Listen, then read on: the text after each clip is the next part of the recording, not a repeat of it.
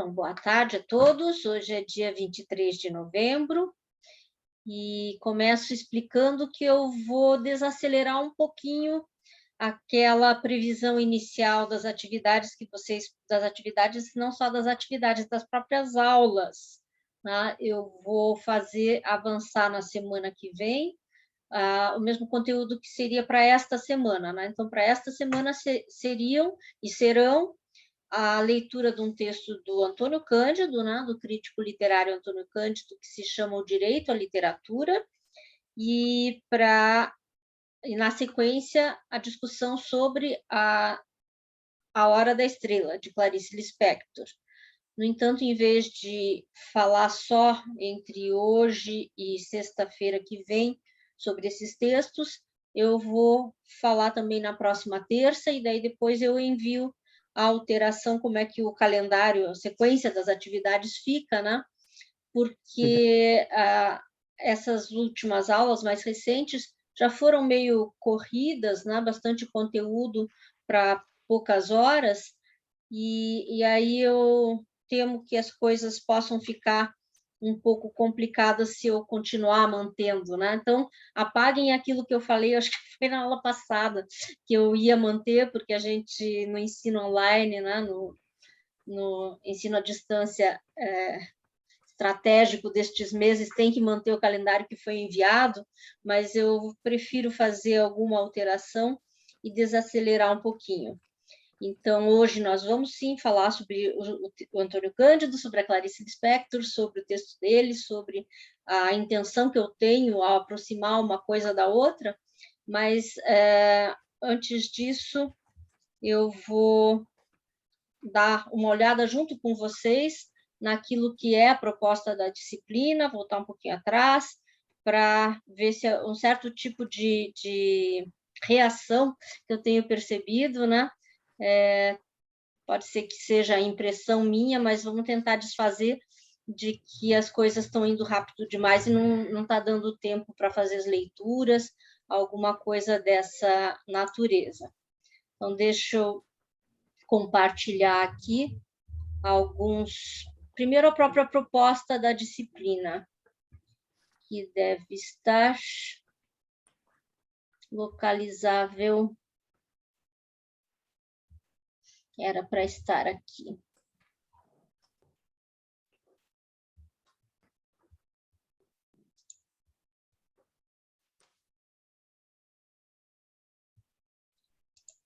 Só um instantinho.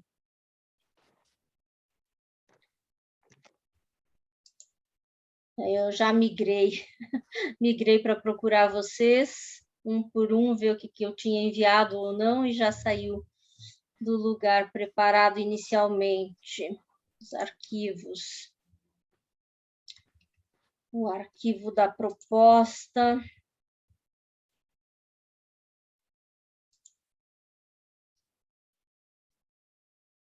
Vou acabar demorando tanto tempo para chegar lá que não é o caso. Então, em vez disso, eu continuo conversando. Pela proposta, então, hoje, dia 26, hoje, dia 23, seria o recebimento da avaliação, e a avaliação agora será recebida no dia 30, até o dia 30, né? Bem poucos enviaram até agora. E hoje seria o direito à literatura, e na sexta-feira seria a Hora da Estrela. A gente vai falar tanto do direito à literatura como da Hora da Estrela nas 3 aulas seguintes, então. A de hoje, a de sexta-feira e a do dia 30, em que entraria um texto do Anatol Rosenfeld, Teoria dos Gêneros. É essa leitura que está sendo postergada, e daí as adequações também em relação às atividades eu faço na sequência, né? E vamos, então, para esse começo de conversa sobre os textos que seguirão depois, tá?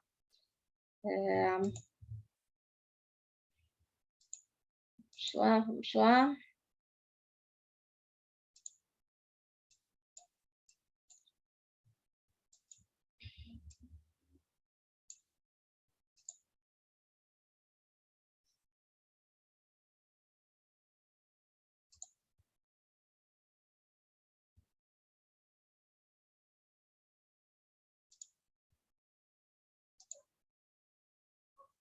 Estão vendo?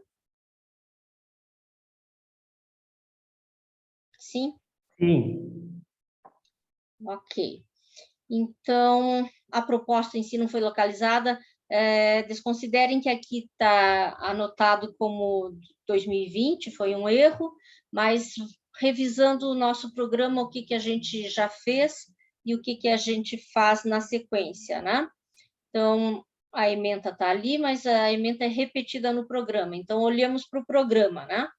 A questão da linguagem literária, a gente tem discutido o que faz com que algum texto seja considerado literário, afinal.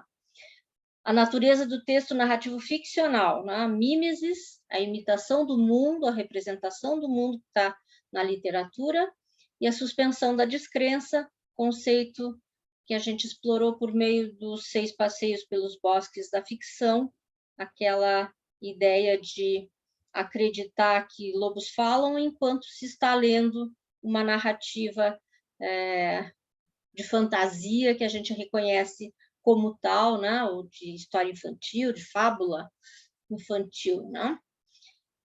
Na sequência, os elementos constituintes do texto narrativo, é isso que foi abordado principalmente com aquela sugestão de que, num primeiro contato com o texto, vocês tentem mapeá-lo a partir daqueles conceitos clássicos, né, que estão, repito, já devo ter dito isso, um pouco fora de moda, né? Tem muita gente boa que vai analisar contos ou romances, qualquer coisa, e não se fixa nesses elementos. Vai como é a tendência natural humana de vocês, de mim, né? Discutir os assuntos, discutir o tema, a profundidade com que os temas são abordados. Mas insisto, acho útil a gente pensar nessas categorias de enredo, personagens, foco narrativo, tempo, espaço. Então, tenho investido um pouco nessa decupagem aí, né, de olhar com mais vagar para cada um desses elementos. E também digo novamente, vocês não precisam, no texto que vão entregar para avaliação, abordar todos esses elementos necessariamente, mas tentem abordar vários deles, sim, mesmo que o tópico de vocês diga respeito à análise de alguma personagem, digamos, né? Esse é o foco, é em torno disso que vocês vão argumentar, vocês vão localizar como é que o tema foi abordado a partir daquela personagem. Mas como essa primeira avaliação é uma espécie de exercício também, aproveitem aquilo que vocês fizeram no roteiro, insiram lá alguns parágrafos dando conta do que vocês analisaram sobre o enredo, sobre o foco narrativo, tá? Então, nem tanto ao mar, nem tanto à terra. Não precisa colocar tudo, aquilo que não vai ser aproveitado na interpretação, aquilo que não rende nada na avaliação crítica pessoal de vocês, né, sobre como o texto funciona, se funciona bem, se não funciona bem, o que ele mobiliza.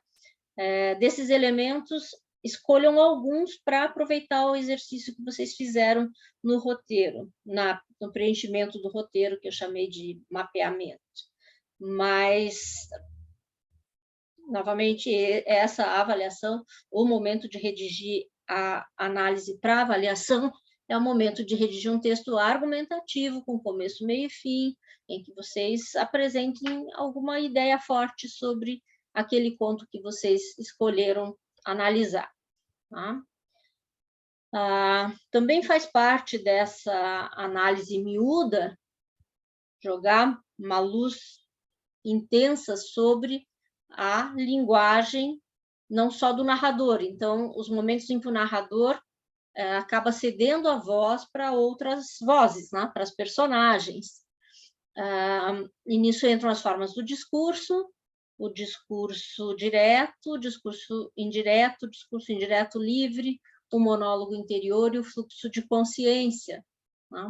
E em relação a esse tópico, teve bastante confusão, porque eu falei que o discurso indireto livre era um mecanismo interessante, e se alguém está assistindo a aula agora, ou quem assistir depois, pensem que eu expliquei como funciona o discurso indireto livre, que tipo de efeito especial ele causa no leitor, né, de acabar confundindo por momentos se é o narrador ou se é a personagem que está sentindo, que está pensando, que está falando até determinadas frases, determinadas sequências de raciocínio, né? Esse é o efeito final do discurso indireto livre. E isso, via de regra, acontece quando tem uma narração de terceira pessoa. Tem aquela voz que narra, que você não sabe de quem é, tanto que é uma terceira pessoa, né? É dentro desse tipo de narração que vai aparecer ou não aparecer o discurso indireto livre. Então, vários de vocês anotaram discurso indireto livre no conto Meus 8 Anos. O conto Meus 8 Anos é um narrador só em primeira pessoa. Tá? Então, não faz sentido falar em discurso indireto livre. Assim como também não faz sentido no conto do gravador, que são vozes de primeira pessoa. Tá? Então, se tiverem dúvida em relação a isso e tal, deem uma olhada nos conteúdos, nas explicações, mas tentem não fazer essa confusão, né? Na sequência, a gente vai migrar para a questão dos gêneros literários. Dela, eu vou eliminar uma aula, mas vai ser visto. Alguma distinção, que é o item 6, as formas narrativas entre romance, conto e crônica, vamos enfatizar a teoria do conto, tá? Para focar bem, pelo fato de ser esse semestre curtinho, continuar com conto, mas por comparação, né, o que não for conto será romance ou crônica das narrativas, a gente fala um pouco sobre isso. E os outros 2 pontos são genéricos, né, funções da literatura e as relações da literatura com a sociedade com a literatura, e a mesma coisa em relação à ideologia, à cultura, né? Esses conceitos tão caros às ciências humanas, né? Ao humanismo, então, sociedade, ideologia, cultura. Isso, o texto do Humberto Eco, o texto do Terry Eagleton, eles falam muito sobre as funções da literatura e sobre essas relações tão importantes, né? Mas esta aula de hoje e as próximas 2 vão jogar luz sobre o item das relações entre a literatura e a sociedade, a literatura e a ideologia, a literatura e a cultura. Então, o momento da disciplina em que a gente vai se concentrar mais no último ponto, no ponto 8, é este que começa agora. Tá? E aí, o que eu selecionei para fazer essa aproximação? O crítico literário mais citado, mais frequentado pelos cursos de letras nos últimos 40 anos, talvez, que é o professor Antônio Cândido, que viveu de 1918. Eu digo professor porque a maioria de nós, ou sei lá, talvez a maioria das pessoas que estudaram na USP, quando ele ainda era vivo, não dava mais aulas, mas era vivo, e sempre a gente se referia a ele como professor Antônio Cândido, né? Uma pessoa muito respeitada, não só na USP, né, na Universidade de São Paulo, mas em todo o circuito acadêmico. Claro que tem muitos outros teóricos que contrariam pontos de vista dele, tá? Mas é alguém que frequenta muito os currículos das várias disciplinas de literatura dos cursos de letras deste país. Tá? Então, tem uma frase dele ali que é emblemática em relação a essas relações entre literatura e sociedade, que diz: uma sociedade justa pressupõe o respeito aos direitos humanos e a fruição da arte e da literatura em todas as modalidades e em todos os níveis é um direito inalienável. Tá? Então, essa relação com os direitos humanos e com uma visão humanista pela qual a literatura é um valor que deveria estar presente em todas as pessoas, tanto quanto a liberdade, o direito à moradia, o direito à justiça. A literatura, eu prefiro estender a arte, né? A presença das artes na vida das pessoas deveria ser, na frase dele, é tão essencial quanto qualquer outro dos direitos humanos. O slide trocou para vocês? Não. Então, vocês não estão vendo o Antônio Cândido, é isso? Oi, prof. Eu tava pensando se a prof já tinha mudado ou não, mas para mim não mudou. E ele está minimizado também, não está como apresentação. E obrigada. E provavelmente em outras aulas em que você não estava, essas coisas sempre acontecem comigo, como vocês já sabem, e acabam não sendo sinalizadas. O que vocês estão vendo agora? Agora o Antônio Cândido. Agora está certo. Obrigada. Só precisa abrir. Acho que só Oi? precisa abrir. Só precisa abrir mais. Aquele modo apresentar, aonde que está, será? Lá em cima? O modo será? apresentar foi o que eu fiz, e daí não deu certo. Na verdade, eu acho que o modo apresentar, ele não funciona no compartilhamento de tela. Ah, então assim... Funciona assim. Prof, Funciona? eu descobri esses dias, eu estava usando o Zoom e eu descobri um jeito aí que vai salvar a tua vida. Na hora de você compartilhar, tem uma opção lá que eu acho que vai aparecer todas as suas telas, certo? Certo. Você tem que clicar na primeira, que ela compartilha tudo do computador. Aí você consegue mudar de tela à vontade, que vai dar super certo.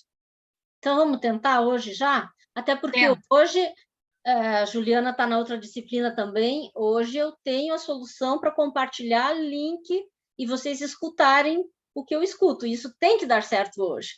Então, vamos tem que clicar também na caixinha que vai aparecer que você quer compartilhar o som do computador. Pois é. Então, são as opções avançadas, é isso? Não, você vai... Peraí, é que eu não consigo testar aqui, porque a gente não consegue compartilhar. Você vai clicar lá para compartilhar, e na primeira caixinha, e sumiu tudo. Ah, não. Tá aqui agora. Está mudando. É para estar mudando. Tenta mudar de tela, ver se a gente vê. Ah, agora a gente vê, viu? O que vocês veem? Nós estamos vendo a página do Zoom. A página do Zoom. E agora eu tenho que migrar para as outras e não sei como. Agora é só mudar lá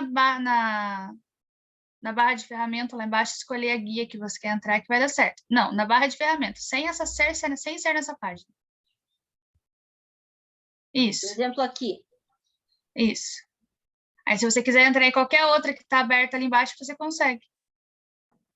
Agora, tenta colocar no modo apresentação, é para dar certo. Apresentação de slides. Do começo. Aí. Deu? Deu. Agora foi. Juliana, pontinhos para você. Tem que ter jeito. Obrigada. Né? Obrigada. Então, agora vai ficar maior e todos vão conseguir ver a figura do Antônio Cândido, a figurinha e a frase, ok? Certo, né? Então, repetindo a frase, que é o que importa, né? Uma sociedade justa pressupõe o respeito dos direitos humanos e a fruição da arte e da literatura em todas as modalidades e em todos os níveis é um direito inalienável, tá? Então, da arte e da literatura. Então, vamos ouvir, vamos tentar escutar. Agora, se eu clico aqui, vamos ver se é tão bom assim o recurso, que eu clicando aqui, realmente vai reproduzir o som. Aí eu vou ter que buscar o botão que diz reproduzir o som. Mas na hora de compartilhar, a professora clicou na caixinha lá, de compartilhar o som? Não. New share. Precisa. Share sound optimized for video clip. Vamos ver se vai dar certo.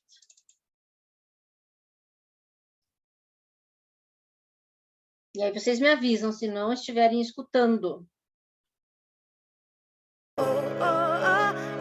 Comprar uma viagem é maravilhoso e pagar com desconto também. Estamos ouvindo. Agora os preços incríveis e descontos com muito... A qualidade não é muito boa. Eu acho que o problema do direito à literatura tem um ponto de partida. É o meu ponto de vista. É que a literatura é uma necessidade universal experimentada em todas as sociedades, desde as que nós chamamos primitivas, até as mais avançadas, o homem tem necessidade de efabular, a efabulação, porque é uma espécie de complemento da vida. E essa efabulação, como dizia Goethe, o homem entra na literatura, quando sai dela, sai mais rico e compreende melhor o mundo, entende melhor. Frequentemente a pessoa não tem noção disso, porque se passa nas camadas do inconsciente. Mas ele lendo poesia, vendo história de fada quando é menino, vendo romance quando é grande, aquilo vai se armazenando nele e vai enriquecendo a maneira dele ver. Sem querer, quando ele vê a realidade, ele está vendo as coisas que ele viu na ficção. De maneira que a criação ficcional nos integra. Ela passa a ser um componente da nossa visão do mundo, da nossa maneira de ser. Se ela existe em todas as sociedades, se ela é uma necessidade fundamental, ela é um direito de todo homem. Agora, o problema do ponto de vista social é que, com a sociedade iníqua que nós temos, tudo é muito mal distribuído. Tudo é muito mal distribuído. Então, formam-se, é claro, os diferentes tipos de literatura. Certos tipos de literatura não são acessíveis ao homem muito rústico, mas ele tem a literatura dele, que nós chamamos com o nome de folclore. Temos a literatura dele. Uma sociedade que a gente imagina, uma sociedade bem organizada, com todos os produtos da literatura, em todos os níveis, seriam acessíveis a todos os grupos e classes sociais. Certamente, eu pessoalmente, estou convencido de que a literatura melhora muito o ser humano. Seja a história de tartaruga, seja a história de coelho, seja a história da corrida da tartaruga com o coelho, seja isso, até os irmãos Karamazov e Dostoiévski. Tudo isso enriquece muito. Enriquece porque ensina a ver a vida de alguma maneira. O fato é que eu não conheço ninguém que tenha passado pela literatura, desde o folclore até Camões e Dostoiévski, que isso não resulte em enriquecimento próprio. Então eu acho que uma das coisas mais importantes da sociedade, uma sociedade que nós imaginamos, uma sociedade ideal, seria assegurar não só os meios materiais de vida, mas assegurar a possibilidade de ter acesso a todos os níveis de literatura. E é uma brutalidade social fazer com que uma pessoa cresça e viva sem ter capacidade de ler Machado de Assis ou ler Dostoiévski. É uma privação, é uma mutilação aqui a sociedade, de modo que, para mim, o direito à literatura deságua na justiça social. O direito à literatura deságua na literatura acessível a todos. Eu termino citando uma coisa muito interessante que a professora Maria Vitória Benevides me contou, e que eu cito no meu ensaio. A Prefeitura de Milão, há muitos anos atrás, a Prefeitura de Milão conseguiu que os industriais dessem 1 hora livre, 2 horas livre por semana aos operários, para eles fazerem o que eles quisessem. Certo de que eles queriam passear. Eles pediram para se aperfeiçoar no estudo da língua, para eles lerem certos livros. Uma coisa muito bonita, eu li quando era muito moço, eu tinha 15 ou 16 anos, eu li numa revista francesa chamada Europe, que existe até hoje, que um escritor chamado Jean Guéhenno, que eu conheci pessoalmente aqui em São Paulo, estava muito em moda no começo dos anos 30, a literatura proletária, a literatura para o operário. E nos dizia, não há literatura para o operário. Tem qualquer literatura, por que uma feita para o operário? Por que discriminá-la? Então ele fez uma experiência. Ele pegou e deu pessoas rústicas que moravam no bairro dele para ler a literatura proletária que estava se fazendo na Rússia naquele tempo. O romance. Eles devolveram, era muito chato. Aí ele deu Balzac, Zola, Stendhal, eles adoraram. Porque ele foi vítima de um pecado de orgulho. Ele achou que para o pobre precisava de literatura feita para o pobre, enquanto que o pobre queria boa literatura.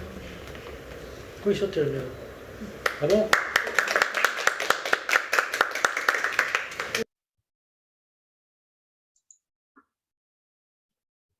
Terminou. Espero que tenha ficado audível, né, escutável, mas se não ficou, vocês depois têm a referência no... Estão me ouvindo, né? Sim. E nós vimos sim, deu para ouvir certinho. Então, agora voltou para o outro modo de apresentar aqui. Vamos ver. Estão vendo ainda os links? Sim. Ok.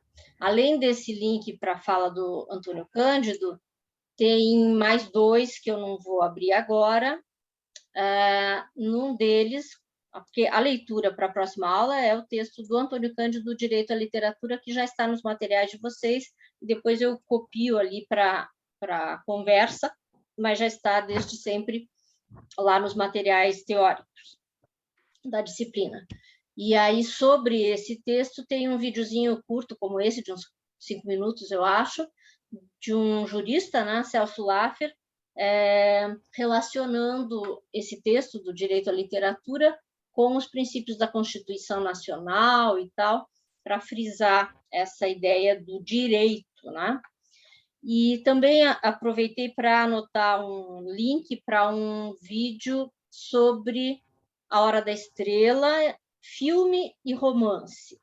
Tá? Tem o filme A Hora da Estrela, que quem já tiver lido a novela, o romance, né, essa narrativa, eu recomendo grandemente, que é um filme muito, muito bom.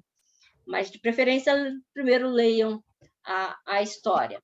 Então, acho que tem interesse para relacionar com esse conteúdo. O que está em jogo nessa fala do Antônio Cândido e que se coloca para a gente entender quem narra A Hora da Estrela, né? Então, quem narra A Hora da Estrela é um narrador chamado Rodrigo S.M. E esse narrador, antes de efetivamente começar a contar a história da moça proletária, né, que migrou do Nordeste para o Rio de Janeiro, que se chama Macabeia, antes disso ele tem muito discurso sobre como eu vou contar essa história, como é que eu faço para contar a história de alguém tão diferente de mim, mas eu me sinto compelido a contar essa história por algum motivo. Tá?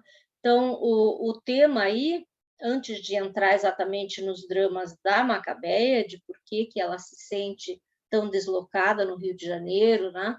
Do que fazem com ela as personagens que com ela convivem, antes disso, o leitor já é convidado a pensar sobre qual o sentido de contar uma história sobre alguém tão diferente de mim, no caso, Rodrigo, né, que sei escrever, que estudei, que tenho condições econômicas.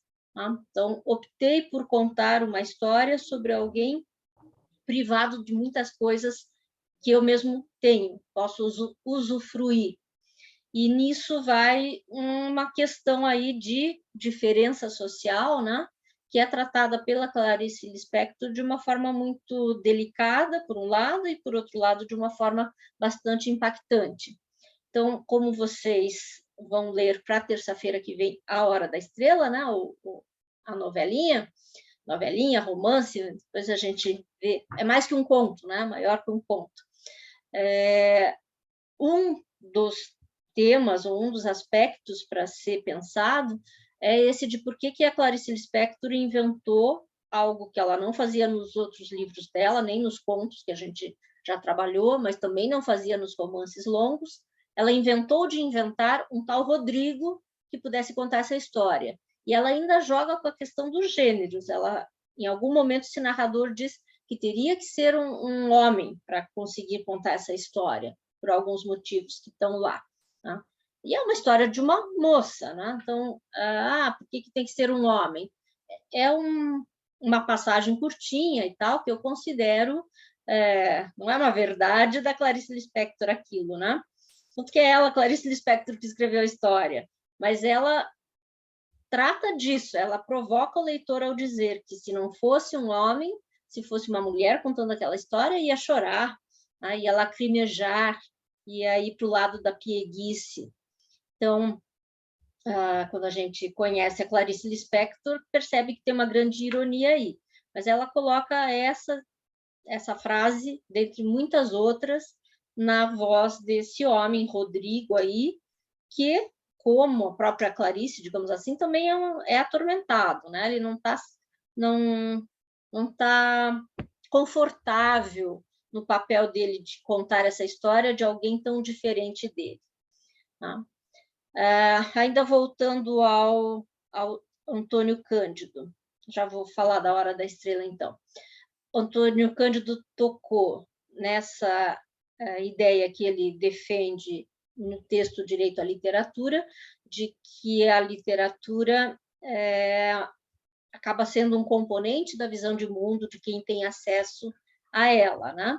E ele lamenta a má distribuição dos bens, né, na sociedade brasileira, que acaba fazendo com que muitas pessoas não tenham acesso à literatura. Por outro lado, ele frisa, como vocês viram, que ter alguma literatura todo mundo tem, né? Seja folclore, seja um outro tipo de literatura. Ele não frisou nesses termos, mas pensemos também. Algo que está muito em ascensão é estudar a literatura vinda da periferia, né? Vinda das cooperativas, vinda das comunidades, né? Isso é um tema de pesquisa muito atual. E tem muita gente no Brasil que produz ótima literatura vindo da periferia, né? A gente acaba sempre citando os mesmos nomes, do Ferrez, por exemplo, né? Que é emblemático dessa literatura da periferia de São Paulo, né? Mas tem o pessoal da Cooperifa também, uma cooperativa que divulga muitos autores, tem um autor chamado Sacolinha, e estudar essa produção vinda, né, brotada na periferia de cidades grandes do Brasil, é uma opção e é algo que eu imagino que vocês vão ver em algum momento do curso, né? Aqui a gente está tentando discutir essa questão das diferenças entre a literatura para os despossuídos, né, para os pobres, a literatura para os que estudaram bastante, a partir de um outro ângulo, que não é estudar a literatura produzida pelas pessoas que tiveram menos chances na vida, alguma coisa assim, né? A gente vai por esse ângulo que o Antônio Cândido nos ajuda a pensar, né? A literatura deveria ser para todo mundo, mas na prática a gente sabe que não é. Tem uma passagem da Hora da Estrela em que ela olha uma lombada, né, o título do livro que o patrão dela tem, e quase consegue pensar alguma coisa sobre isso, né? Humilhados e ofendidos, será que eu sou isso? Será que eu não sou? Então, às vezes é nos detalhes da Hora da Estrela que esse tema foi abordado pela Clarice Lispector. Então, vamos pensar nessa ideia das diferenças sociais para pensar nas outras questões, né? Então, segundo um grande leitor de Clarice Lispector, outro professor famoso, crítico literário, Benedito Nunes, na Hora da Estrela não tem uma única história, são 3 histórias. Tá? A primeira conta a vida de uma moça nordestina com esse nome emblemático, né? Macabeia. A segunda é a história do Rodrigo S.M., narrador e autor. E a terceira seria a história da própria narrativa, como que ela vai sendo construída, né? Quais são as dificuldades, por que o Rodrigo S.M. narra de uma forma hesitante e digressiva. Então, demora bastantes páginas para que o leitor comece mesmo a ouvir, por exemplo, as falas da Macabeia. O livro não é muito grande, mas o momento em que se abre a parte da história em que a Macabeia está conversando com seu namorado, é mais ou menos 1/3 depois que a história já começou, talvez até mais do que isso. Na minha edição aqui, na página 59, né? a primeira fala dela é sim, é um sim. E na sequência ela responde que o nome dela é esse. Então, vamos ver essas 3 histórias, né, e o que está implicado em cada uma delas. O nome Macabeia também é irônico, porque o povo, os macabeus, né, é um povo que foi muito oprimido, mas ele é um povo que, na Bíblia, né, obtém sucessos, vitórias. Então, quando estiverem lendo, pensem como é que é isso para a nossa protagonista Macabeia, né? Já o narrador, se ele é Rodrigo S.M., o que esse S.M., que nunca é explicado na narrativa, significa? É substantivo masculino, né? Como normalmente nos dicionários aparece aquela explicitação do gênero da palavra entre parênteses, né? Tem a palavra e daí SM ou SF, né? Quando são substantivos, substantivo masculino, substantivo feminino. É uma sugestão, né? Outras sugestões também são possíveis, mas a questão de gênero fica marcada aí, pelo menos.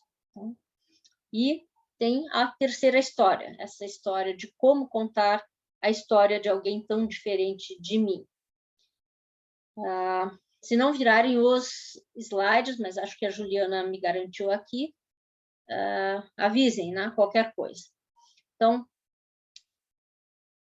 sobre esse assunto, né?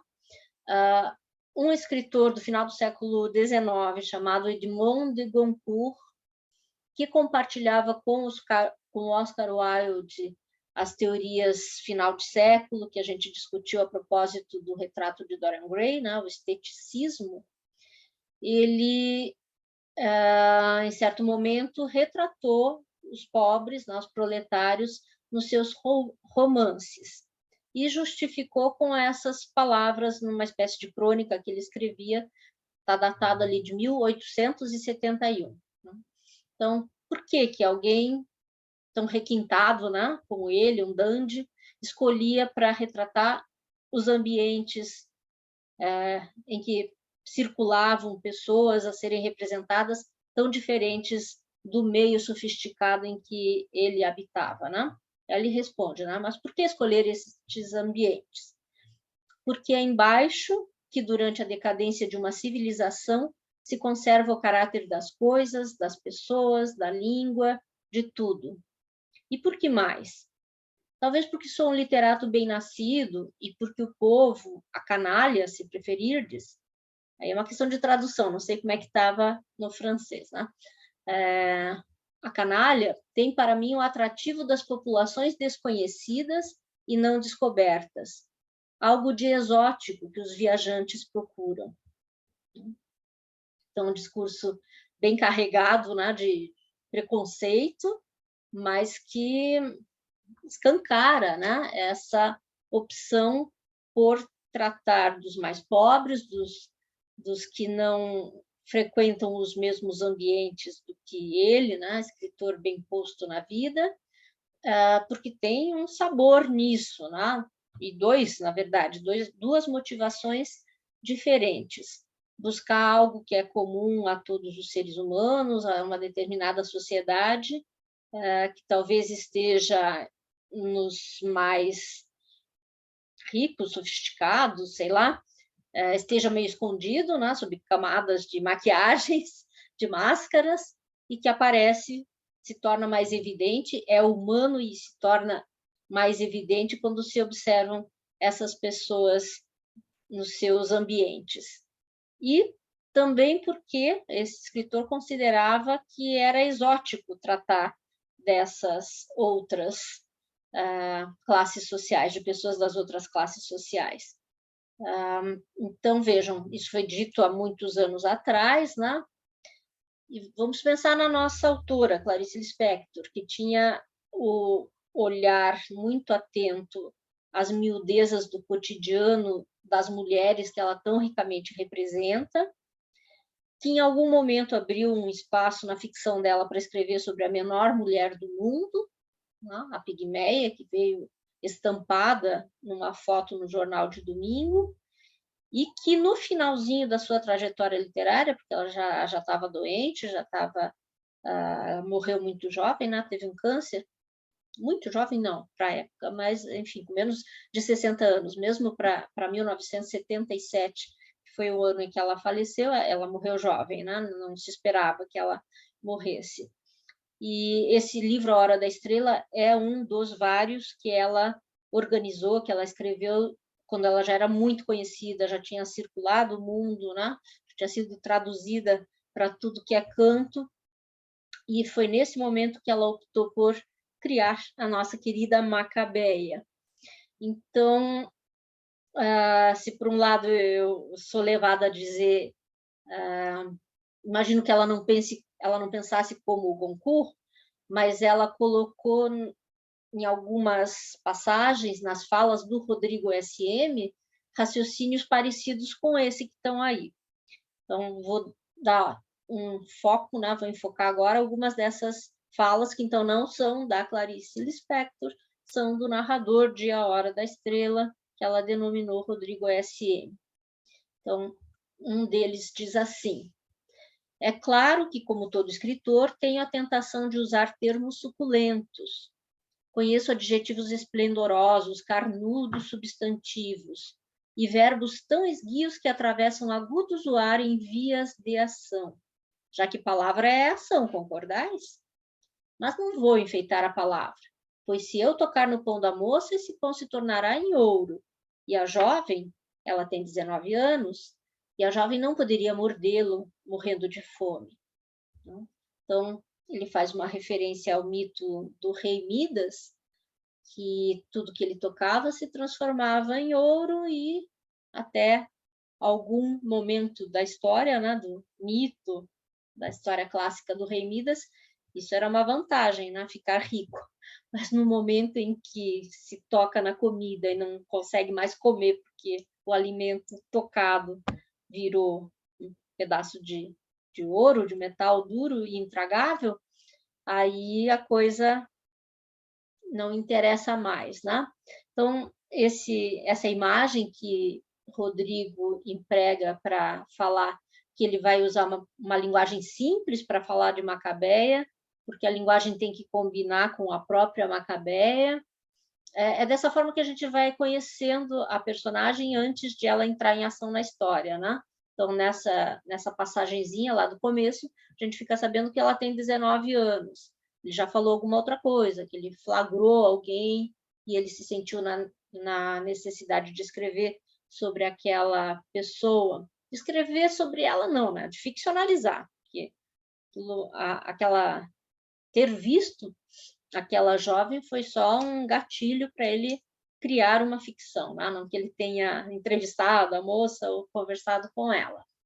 Mas, aproveitando um pouquinho mais esta citação, né? A Clarice Lispector é toda a linguagem, né? As narrativas dela têm uma ênfase na linguagem que outros autores não têm, né? Então, o tempo todo essa observação autorreflexiva na linguagem, literatura que pensa sobre ela própria, né?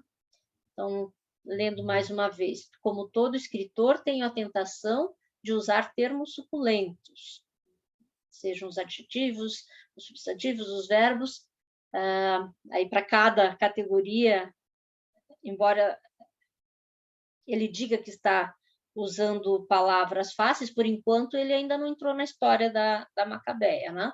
Então, ele está exibindo a retórica dele. Mas a proposta dele é de não enfeitar muito a história quando chegar mesmo a falar sobre essa jovem de 19 anos. Uma outra passagem diz: devo registrar aqui uma alegria. É que a moça, num aflitivo domingo sem farofa, teve uma inesperada felicidade que era inexplicável. No cais do porto viu um arco-íris. Experimentando leve êxtase, ambicionou logo outro. Queria ver como uma vez em Maceió espocarem mudos fogos de artifício. Ela quis mais, porque é mesmo uma verdade que quando se dá a mão, essa gentinha quer todo o resto. O Zé Povinho sonha com fome de tudo. E quer, mas sem direito algum, pois não é? Não havia meio, pelo menos eu não posso, de obter os multiplicantes brilhos em chuva-chuvisco dos fogos de artifício. Então, é um narrador que olha para essa moça que sempre queria o mínimo, né? Ela tinha lá os cremes e ela tinha vontade de comer o creme, porque era algo que, né, cheirava muito bem. Ela vivia com o mínimo na sua condição, o passeio dela efetivamente era no Cais do Porto, né? A Clarice retrata ali uma região do velho Rio de Janeiro, próxima do centro antigo do Rio de Janeiro, que é a região do Porto, do Cais, que na época era muito pobre, né? Recentemente até teve umas revitalizações, mas na época em que se passa a história, anos 1970, era uma região bastante deteriorada, que é onde ela tinha dinheiro para pagar o aluguelzinho dela, né? Ela dividia com as suas amigas Maria, né? Tinha várias Maria dividindo o quarto com ela naquele lugar. Enfim, certo domingo ela saiu, foi observar o Cais do Porto, e o narrador, pense nesse movimento de um escritor que imagina um narrador, que imagina que essa moça, ao ver um arco-íris, quis focar-se em fogos de artifício no Rio de Janeiro. Então, ela conhecia isso, tinha referência, ela tinha visto isso na cidade de onde ela veio, na Maceió, mas aí é que vem a problematização, né? Até onde se pode conceder o direito à beleza, né? E esse narrador é muito cruel, né? Ele diz, ela quis isso, né? Ela quis mais do que o arco-íris. Ele dá essa provocada em nós, leitores, ela quis mais, porque é mesmo uma verdade que quando se dá a mão, essa gentinha quer todo o resto, o Zé Povinho sonha com fome de tudo, e quer, mas sem direito algum, pois não é? Então, ao mesmo tempo que ele tá dizendo, e ela atrás dele está dizendo essas coisas, tem sinalização na linguagem, nessa pergunta, nessa insistência em ser preconceituoso, né? Dizer gentinha, Zé Povinho, que sinaliza para a gente que isso é irônico, né? Que isso está ali para fazer a gente pensar, tá? Nesse discurso de que quem tem pouco tem que se contentar com pouco, que quem tem pouco talvez seja demais almejar mais beleza do que aquela que a natureza já ofereceu, né? Se já ofereceu um arco-íris com todas essas cores, qual é essa de querer também ver de novo fogos de artifício? E aí vem essa ideia, e quer, mas sem direito algum, pois não é? Só que a gente não está falando do direito à literatura, mas está falando do direito à beleza, ao sentido estético das coisas, né? Então, sem direito algum, por quê? Porque essas pessoas só têm direito à comida e olha lá, né? O narrador não vai nos explicar, mas a gente fica com essas ideias rolando na cabeça. E aí ele se nega, né? É claro que se ele é um escritor, ele poderia imediatamente escrever uma cena em que aparecessem os fogos de artifício para Macabéa ficar mais feliz, né? Mas não é isso, né? Ele sinaliza e ele diz, não vou fazer isso, né? Não há meio, pelo menos eu não posso obter os multiplicantes brilhos em chuva-chuvisco dos fogos de artifício. Né? Então, literariamente, é bonita a frase, né? Os multiplicantes brilhos. Clarice tem também essa capacidade de lidar com as palavras, como Guimarães Rosa, inventando metáforas e sequências sonoras, né? Ele faz isso ali. Para nós, leitores, está chegando a beleza do trato com a linguagem, né? de toda essa cena ser, ao mesmo tempo, ela é uma cena breve, né? Ele não fica falando 10 páginas. É ali que ele resolve essa questão, né? Mas se ele simplesmente dissesse, ou ela, Clarice, né? Simplesmente escrevesse, Macabéa foi até o Cais do Porto e viu um arco-íris e quis ter fogos de artifício. Ponto. Era uma coisa. Bom, houve o aproveitamento dessa ideia, primeiro para questionar até onde vão os direitos de alguém que é muito pobre, mas deseja o belo, e, além disso, para ser cruel e negar isso para essa pessoa, né? Negar os multiplicantes brilhos em chuva-chuvisco dos fogos de artifício. Né? Então, vão lendo essas partes todas, que não são poucas no livro, em que o Rodrigo se demora antes de nos colocar em contato com a Macabeia, e pensem nesses movimentos, né? Até talvez resgatando aqueles conceitos de autor modelo, de leitor modelo, pensando em possíveis reações diferentes a passagens deste tipo, né? De metalinguagem, de como se constrói uma história, o que eu poderia fazer, o que eu não vou fazer. As palavras que Rodrigo poderia usar, mas que ele não vai usar porque o objeto dele é essa moça, a Macabeia. Outra fala do Rodrigo. Escrevo por não ter nada a fazer no mundo. Sobrei, e não há lugar para mim na terra dos homens. Escrevo porque sou um desesperado e estou cansado. Não suporto mais a rotina de me ser. E se não fosse a sempre novidade que é escrever, eu me morreria simbolicamente todos os dias. Então, esse é para exemplificar para vocês outro elemento que vocês encontram na fala dele, que é ele se vitimizando, se sentindo excluído de outros. Também não se estende muito a respeito disso, mas volta e meia aparece essa característica de ele se sentir deslocado. Né? Talvez aí seja a representação do artista em geral, como alguém que tem lá alguma estrelinha, né? A estrela, a hora da estrela tem a ver com a Macabeia, mas tem algum qualificativo que torna os escritores, os artistas em geral, seres um pouco outsiders, né? Que não se encaixam perfeitamente nas dinâmicas sociais. Então, ele se coloca como alguém que sobrou, que está cansado, que está desesperado, está cansado dele mesmo, não é um tédio. Então, vejam, é um tipo de problema muito diferente daqueles problemas que a Macabeia enfrenta, mas que sai disso, né? Que sobrevive por meio da literatura. Então, a literatura funciona bem para quem, em que momentos, né? E ele sente que ele morreria simbolicamente se ele não tivesse essa escapatória, né, da escrita. Já um trecho como este, eu acho que ali eu vejo muito a própria Clarice Lispector, né, numa idade relativamente avançada, era mais nova do que eu sou, mas enfim, né? Mas em entrevista ela já tinha dito mais de uma vez que ela estava cansada, né? E que a literatura ainda era aquilo que a movia, né? E um último fragmento, alguns, né? O que escrevo é mais do que invenção. É minha obrigação contar sobre essa moça entre milhares delas. Então, obrigação de dar a conhecer. Porque há o direito ao grito, então eu grito. Uma outra passagem do romance. Ceder o espaço da criação para criar uma personagem diferente dele.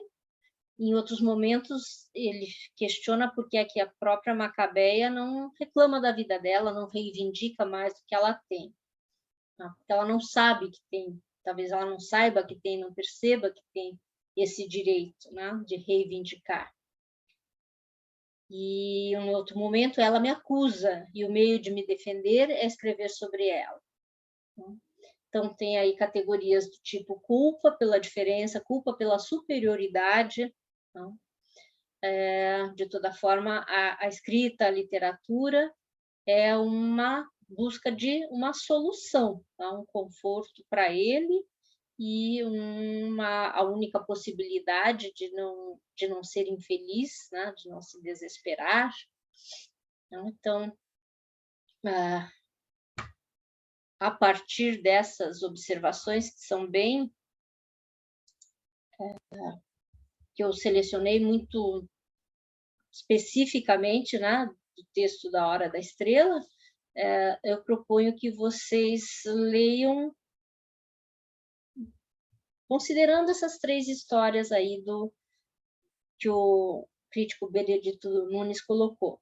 A gente fica ansioso, cada vez que eu releio o texto, eu fico ansioso pela hora em que efetivamente vai entrar em ação a Macabeia. Demora um pouco. Depois aparecem outros personagens igualmente interessantes, né? Olímpico, a Madama Carlota, são personagens muito interessantes que só aparecem mais da metade da narrativa para frente. Porém, para chegar lá, a gente passa por estes outros passos, e agora eu não me lembro se o arquivo que eu enviei para vocês tem paratexto, se tem o mesmo paratexto. Paratexto vocês já sabem o que é, né? Aquelas informações iniciais, prefácio. Então, não sei, não me lembro qual edição que eu enviei, mas, em geral, as edições desse livro vêm com alguma apresentação. Mas, depois dessa apresentação, prefácio, alguma coisa assim, tem um texto que já faz parte de A Hora da Estrela, e esse vocês não podem pular, né? Que é a dedicatória do autor, e daí, entre parênteses, aparece, na verdade, Clarice Lispector. Então, é como se nesse momento ainda não existia o Rodrigo, mas alguém dedica, né, como se fosse uma epopeia, né, a ser dedicada. É muito das origens da narrativa, lembrar que a narrativa moderna nasceu lá das epopeias, e as epopeias sempre eram dedicadas a alguém. O Uruguai, por exemplo, vocês devem ter estudado, que foi dedicado a alguém de quem o autor queria puxar o saco e tal, para obter favores políticos. E é algo que na literatura contemporânea, na literatura moderna, foi deixado para trás, né? Isso de dedicar o livro a algum provedor ou às musas, né? Como era no caso da própria epopeia clássica. E aqui isso é recuperado no sentido de esta é a conversa de Clarice Lispector antes que Rodrigo SM apareça. É uma página e meia de texto. Tá? Eu vou ler só o começo dele. É uma dedicatória que fala de música, tá? De uma outra arte. Começa assim: pois que dedico esta coisa aí, né? Ao antigo Schumann e sua doce Clara, que são hoje ossos, ai de nós. Dedico-me à cor rubra muito escarlate, como meu sangue de homem em plena idade, e, portanto, dedico-me a meu sangue. Então, eu acabei de dizer que diz, na verdade, Clarice Lispector, no entanto, já está colocando a história de que é um homem aí tematizada.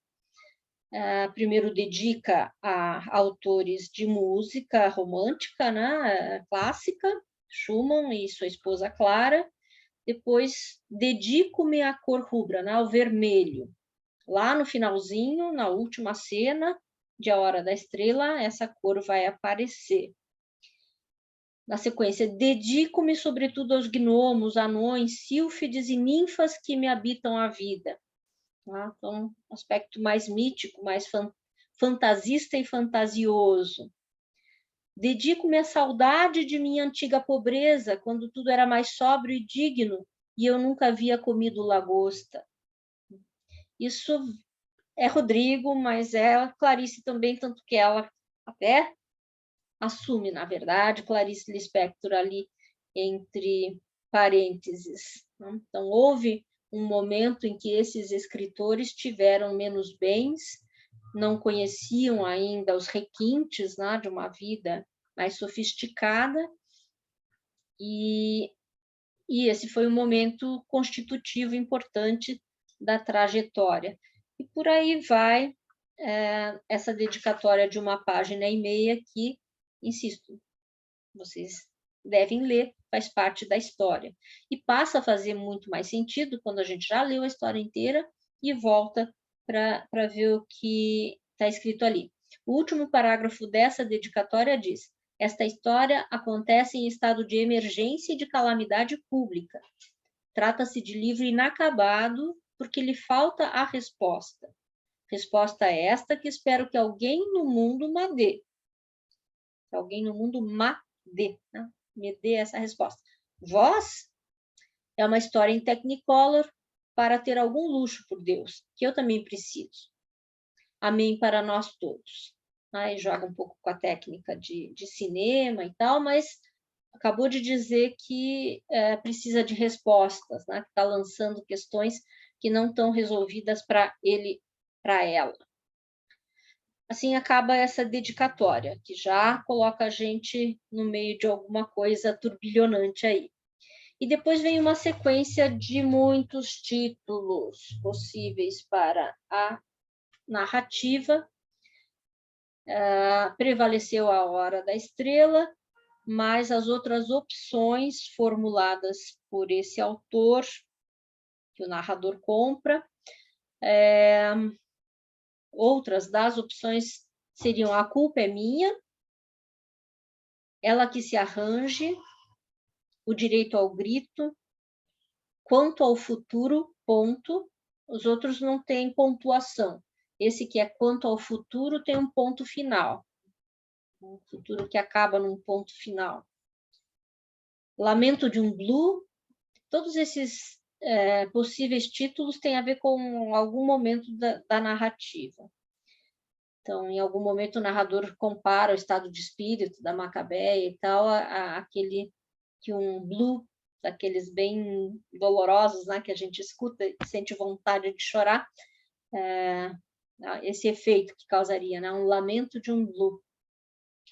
Ela não sabe gritar, uma sensação de perda, assovio no vento escuro, eu não posso fazer nada, registro dos fatos antecedentes, história lacrimogênica de cordel e saída discreta pela porta dos fundos.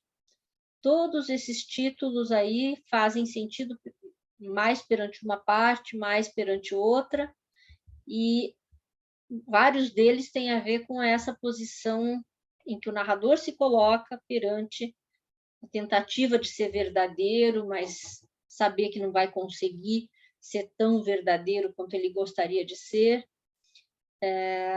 ou a tentativa de evitar que seja uma história mais sensível, mais piegas, mas por ter essas personagens, ele questiona, será que eu consigo sair disso, né? Ou vai se transformar numa história lacrimogênica de cordel? Então, que seria digamos, uma forma de literatura, né? Lembrando que o Antônio Cândido falou lá, mais acessível a mais pessoas, né? A literatura popular, as artes populares, muitas vezes apelam para os sentimentos de uma forma sem vergonha de fazer isso, né? Sem vergonha de parecer piegas. Já a literatura mais sofisticada em geral quer evitar isso, né? Quer evitar ao máximo provocar a lágrima assim de uma maneira fácil, né? Por alguma exploração da sensibilidade, né? E por outro lado em geral anseia a alcançar isso de uma forma mais difícil, digamos assim. No fundo, os autores querem, sim, atingir o coração dos leitores, mas não querem que pareça que foi fácil chegar a isso. Tá? Então, tive dando umas olhadas muito rapidinhas, só poucas pessoas enviaram as suas preferências, e eu observei em particular de uma das leitoras, uma das alunas da turma, que tinha uma porção desses livros que eu compararia com essas histórias lacrimogênicas de cordel, essa literatura mais de best-seller, com histórias bem românticas, né? Aquelas, às vezes tem final feliz, às vezes não, né? Não é questão de que sempre os desejos todos da personagem vão se realizar lá no final. Às vezes, inclusive, algumas dessas histórias fazem a gente pensar, né, que vai ser a chorumela seguida do final feliz, e às vezes não, até surpreendem, né, com finais igualmente trágicos, né? Enfim, a literatura é muito vasta. Mas eu sei que tem muitos leitores no curso de letras que preferem esse tipo de literatura a uma literatura dos grandes clássicos, né? Então, também, enfim, a pergunta é para todos, né? Por que que eu gosto disso, como que eu sinto aquilo, e depois, se alguém optar por, na avaliação 2, escrever sobre a Hora da Estrela, um dos motes, uma das coisas para pensar e perseguir é como foi a sua reação de leitor perante toda essa preparação aí que o Rodrigo faz, né? de que a história é tocante, de que a personagem exige cuidados, né? Não se pode falar sobre ela com palavras que sejam parecidas com transformar o alimento dela em ouro, né? Aquilo de que eu vinha falando antes.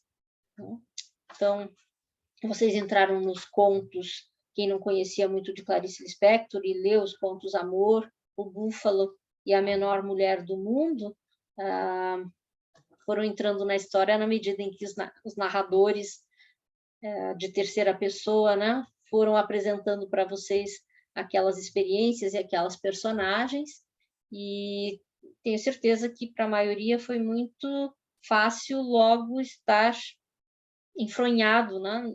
Se fosse no drama da Ana ou daquela mulher do casaco marrom que está ali querendo odiar e não consegue, ela só consegue amar o homem que a desprezou, ou no caso da Pigmeia é um pouco diferente, né? Porque no caso da história da menor mulher do mundo tem essa duplicação de coisas com as quais a gente acaba se envolvendo, né? Se na história de amor não tem como a gente se envolver com o drama do cego, né? Do deficiente visual que aparece, porque ele é uma personagem que está ali para provocar a reação de Ana, né? O ponto todo circula, a ação toda é mental e física e tal, é a Ana que tem que preparar o jantar para a família dela, é a Ana que tem os filhos e não sabe como é que vai encarar depois de ter ficado tão desorientada, né? Ter tido todas aquelas sensações durante a tarde.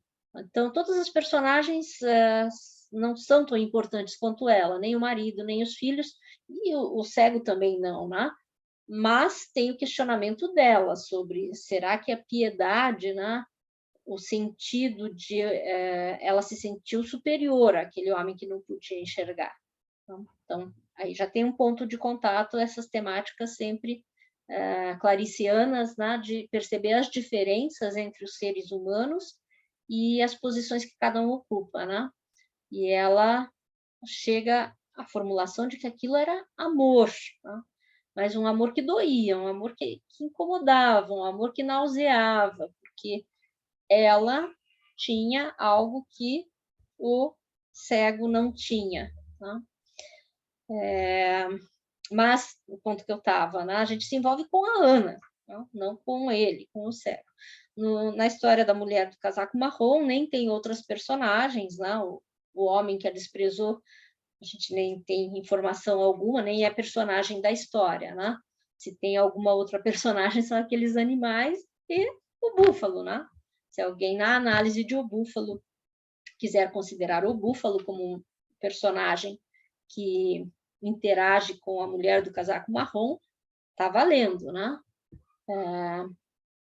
E não é daquelas personagens animais que assumem uma personificação de características do ser humano, mas naquele conto, aquele búfalo acaba reproduzindo alguma coisa capaz dos seres humanos, né? O desprezo, virar as costas para ela, né? Ela já estava dolorida, né? Pelo abandono, pelo não reconhecimento do sentimento dela, ou pela não retribuição, né? O cara não retribuía. e o búfalo faz alguma coisa que espelha aquela relação, né, dela com, talvez com o ex, a gente nem sabe se é um ex ou se não é um ex. Nesse conto, o búfalo já não tem essa questão das diferenças tematizada, né, de alguém superior ao outro. Tá? Já na Menor Mulher do Mundo, que eu acho, insisto, eu acho um conto muito inspirado, né? Ele é diferente de quase tudo que a Clarice Lispector escreveu.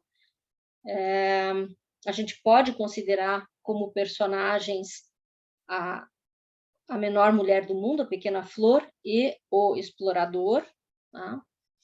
Mas tem que pensar sempre que, quando eles entram na narrativa, antes disso tem aquele quadro em que eles são inseridos, né? Que é esse, antes disso, ou ao mesmo tempo, aí tem que ver ali na técnica narrativa como é que as informações vão sendo passadas.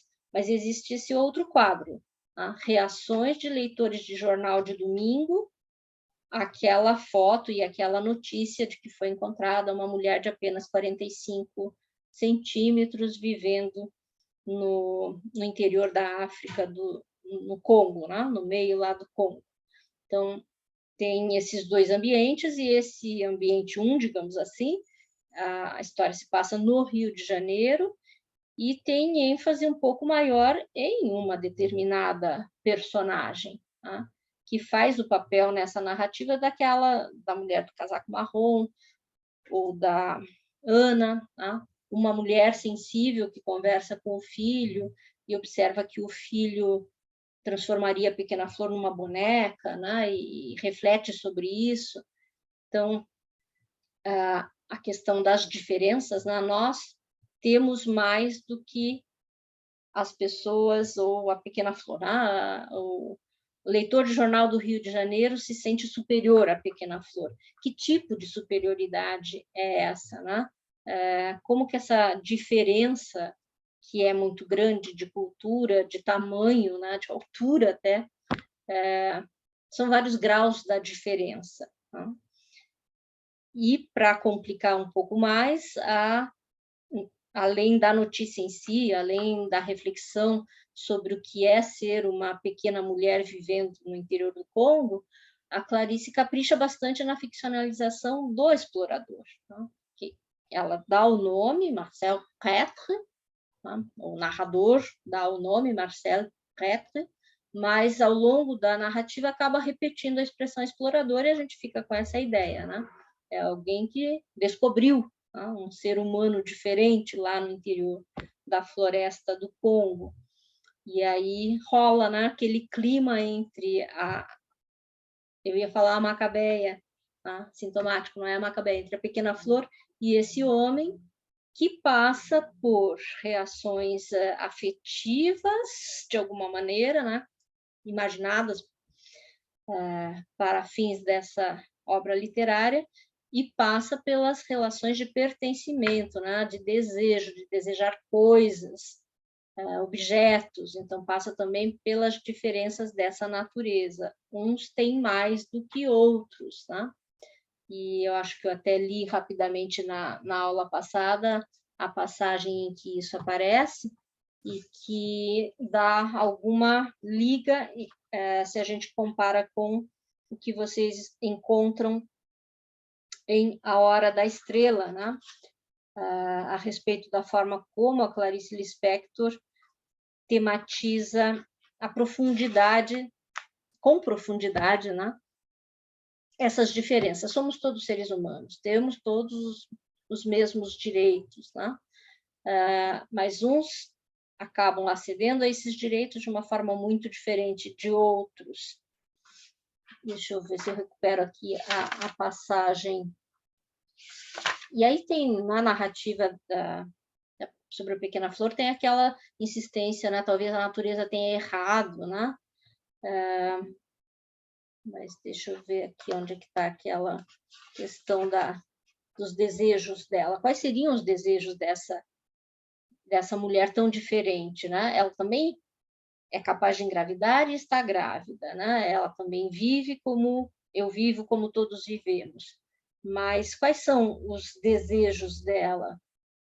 Não quero ler o mesmo fragmento que eu li na aula passada, mas eu acho forte essa frase: não ser devorado é o sentimento mais perfeito. Não ser devorado é o objetivo secreto de toda uma vida.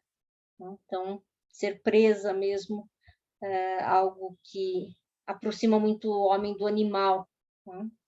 A Macabeia não é aproximada exatamente, é aproximada de animais também, de cachorro, mas tem muitas formas, digamos assim, depreciativas com as quais o narrador identifica a Macabeia, né? Um pano de chão usado, uma mola sem serventia. Preste atenção nessas formas de nomear, né?